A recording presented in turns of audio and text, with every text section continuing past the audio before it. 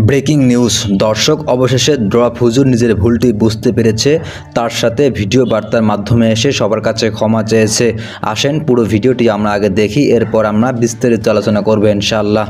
আসসালামু আলাইকুম রহমতুল্লাহি ওবরাকাত। অ্যাকচুয়ালি আমার কিছু কথা নিয়ে রিসেন্টলি বাংলাদেশে অনেক কন্ট্রোভার্সি দেখা দিয়েছে। যাই হোক, হয়তোবা আমার দুর্বলতার কারণে আমি ভালোভাবে বোঝাতে পারিনি। সব মিলিয়ে আমি আমার অতীতের যত কর্মকাণ্ডে আপনাদেরকে কষ্ট দিয়েছে সবগুলোর জন্য আমি লজ্জিত এবং অনুতপ্ত। আজকে সবার সামনে এই ভিডিওতে আমি আল্লাহ তাআলার কাছেও আমার কর্মকাণ্ডের কারণে ক্ষমা চাচ্ছি এবং দেশবাসীর কাছেও আমি অনুতপ্ত হয়ে সকলের নিকট ক্ষমা প্রার্থনা করছি। আশা করি আমার এই বিষয়গুলো আপনারা ক্ষমা সুন্দর দৃষ্টিতে দেখবেন এবং আপনাদের এই ভাইয়ের জন্য দোয়া করবেন, আমি যেন ভবিষ্যতে ভালো কিছু আপনাদেরকে কোরআন সুন্নাহ থেকে প্রোভাইড করতে পারি ইনশাআল্লাহ। আসসালামু আলাইকুম ওয়া রাহমাতুল্লাহি ওয়া বারাকাতুহু। আলহামদুলিল্লাহ, আল্লাহর কাছে শুকরিয়া যে আপনি আপনার নিজের অপকর্মের জন্য অনুতপ্ত এবং নিজের ভুলগুলো বুঝতে পেরেছেন, তার সাথে সবার কাছেও ক্ষমা চেয়েছেন। এর জন্য আপনাকে অনেক ধন্যবাদ।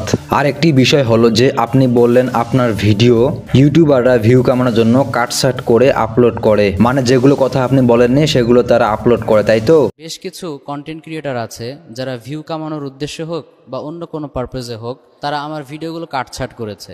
দেখেন, আপনি তো এরকম উস্কানিমূলক ভিডিও, এরকম প্রেম বিষয়ে ভিডিও এবং আজে বাজে মন্তব্য করা ভিডিওগুলা আপনার নিজের ইউটিউব চ্যানেলে এবং ফেসবুক পেজে তো আপনি নিজেই আপলোড করেন, তাহলে এখানে ভিউ কামানোর জন্য কে চেষ্টা চালাচ্ছে বলেন?